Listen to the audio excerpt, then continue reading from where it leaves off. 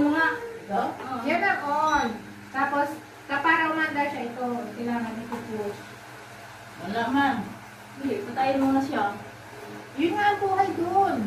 Oo nga, hindi na, hindi pa stay. Pag nag-stay na siya, mag-under siya. Yan na yun. Bitaw. Bababoy. Hindi na. Ito yun. Ito lang ang pinindot ko. Try mo.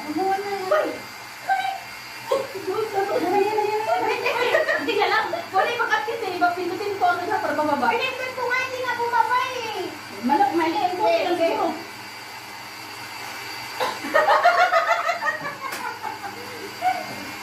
Hindi pa nga napipindot niya. Pinuni, natatakot na. Hindi, bakit na ganyan nyo? Isang pindot lang.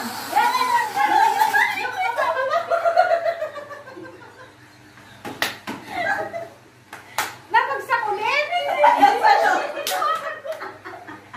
Pinindot mo to. Di ba? Hindi bumaba.